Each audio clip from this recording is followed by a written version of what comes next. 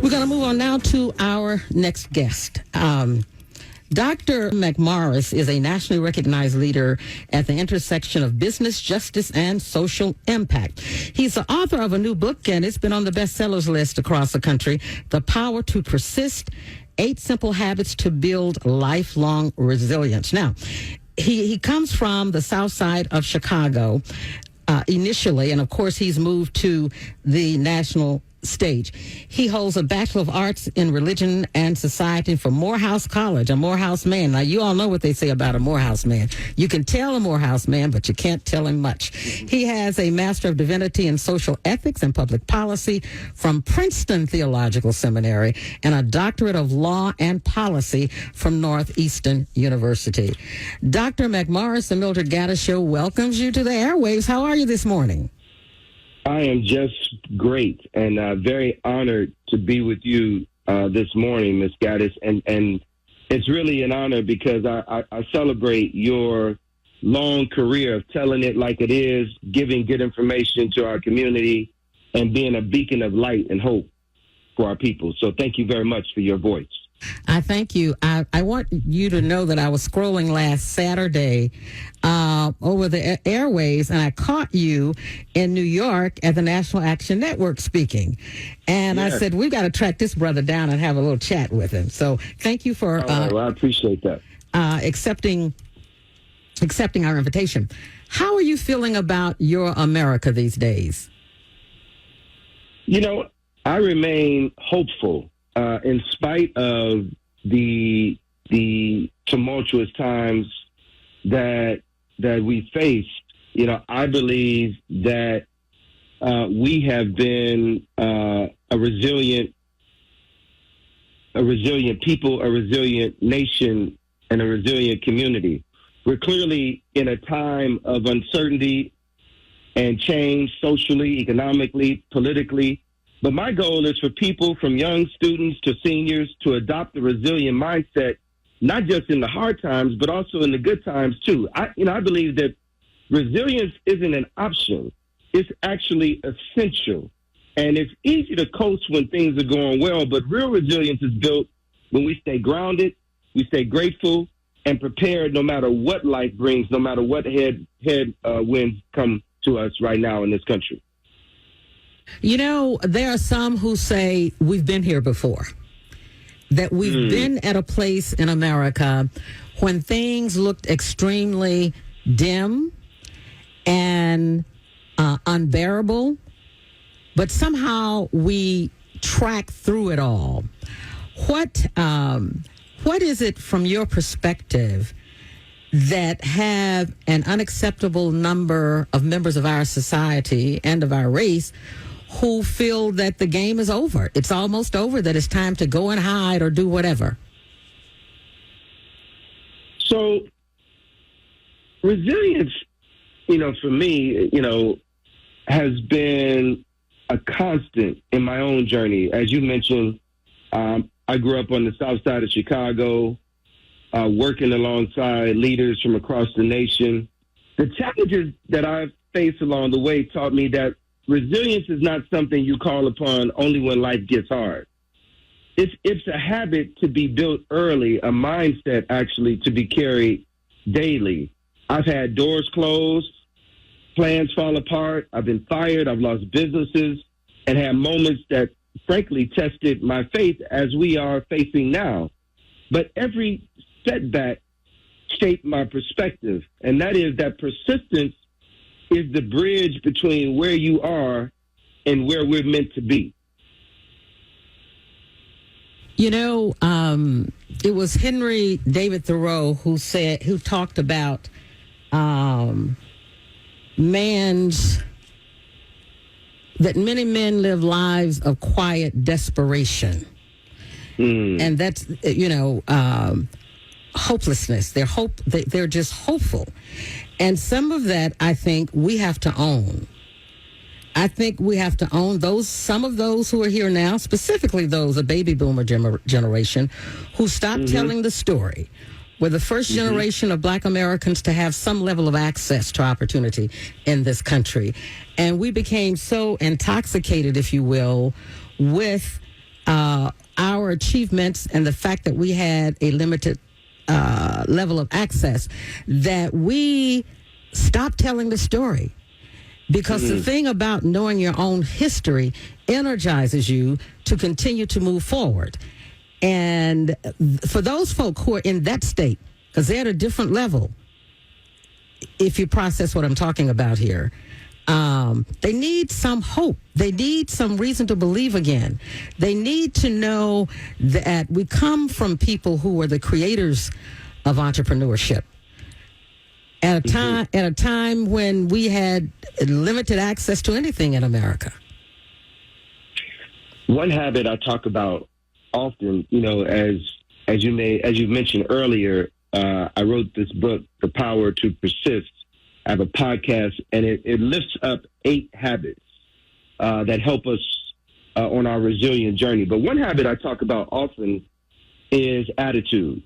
It's actually the foundation for everything else. I talk about attitude, work ethic, agility, vulnerability, network, focus, dogged determination, and faith. But attitude, you can't always control your circumstances, but you can control your mindset.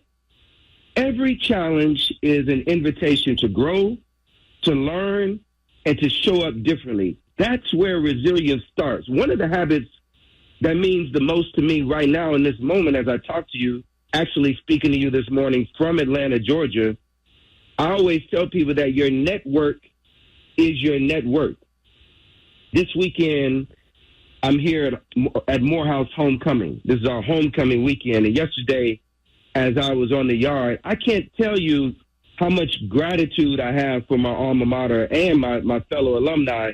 Everyone I ran into, classmates, friends, mentors, congratulated me on the success of the book and immediately asked how they could help move this resilience movement forward. Some offered to host book signings and made introductions. And this is what we have to do for each other. And I try to do the same for them, because resilience isn't just an individual strength. It's something that we have to build together. When your network, when the people around you in your community believe in you and you believe in them, you're reminded that persistence is never a solo act. We've got to move again, as you state, as a community. You talk to a lot of college students. Where are they today? And I ask that question. We tend not to know where they are because there's so much talk about a whole lot of other things. And some people are operating from the mindset that they just don't care anymore, that they're a group of selfish, privileged beings. So what are you hearing from them? Yeah, so this weekend I was here for homecoming in Morehouse, but I had the privilege to sit before 1,500 young black men who are students at Morehouse College last week. So I've been here twice in the last couple of weeks. And I'll tell you, it's one thing to talk to you this morning and your listeners, but it's another thing to sit in front of that young demographic that you just mentioned, where people think they don't care, they're not concerned. They were so interested in this notion of resilience and wanted to know how they can become. It was one of the most moving experiences I've had on this journey. And my goal is for people, from young students to seniors, to adopt a resilient mindset, again, not just in the hard times, but in the good times too. What is the Clarion call? The Clarion call is that anyone and everyone can join this movement. It doesn't matter your age, your background, or your profession. Resilience belongs to all of us. It starts with a simple choice: to keep showing up, to keep believing, and to keep building, even when the odds feel heavy. One of those 8 habits from your resilience code is faith. Yes. And I see faith here at the bottom. Yes. It's not a popular thing to talk about faith publicly, and I know that some institutions and some corporations will ask you not to mention God in your presentation. I don't know if you've had that experience, but I know that it exists. What? So for those who who believe they know, I know they know, but for those who don't, tell them the story. Why it's necessary. Yeah.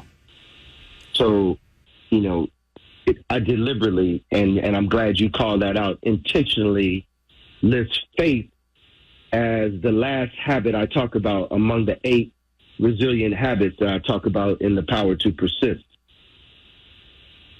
As I look at my journey, as I look at our people's journey, as I look at the journey of this nation, it's undergirded, whether we like it or not, by faith, not necessarily in the religious, although for me, faith is defined as the substance of things hoped for and the evidence of things not seen. Ms. Gaddis, what I'm trying to suggest to folks by making this an essential habit on the road to resilience is that when you and I determine that we are the substance of things hoped for and the evidence of things not seen, not that this is just some concept out there, but that we are the walking, living embodiment of things that our ancestors never could have dreamed. And that gives us an attitude that emboldens and the confidence to help us move through the headwinds and the challenges of this world. The book, ladies and gentlemen, is The Power to Persist and Simple Habits to Building Lifelong Resilience. And as Dr. McMorris has shared with us, this is a mission. And he contends that we're not going to get there unless we understand this mission and we adopt these particular, I think it's much more than habits to call them habits. I really do, but I can't think of another word right now. Okay. So hey, that's part 2 to be continued. We'll come back on that. Okay. But I think the main thing is you don't want people, one of the main things is you don't want them to stop working. I don't want them to stop working. I don't want people to give up. I want people to persist and recognize, look, we just celebrated last week Reverend Jackson's 84th birthday. Yes. And he told us that the ground is no place for a champion. Ms. Gaddis, he told us that if you were to knock me down this morning, that would be on you. But if you came back next week and I was still on the ground, that would be on me. If we can look up, we can get up. I want to thank you so much for joining us. Once again, people, the book is The Power to Persist and 8 Simple Habits to Build Lifelong Resilience. Thank you so much for joining us here on the Mildred Gaddis Show. Dr. Lamell McMorris. Thank you so much for having me. It's my pleasure to be with such an icon in our community. Thank you. Thank you so much. I'm Mildred Gaddis, and you're listening to the Mildred Gaddis Show.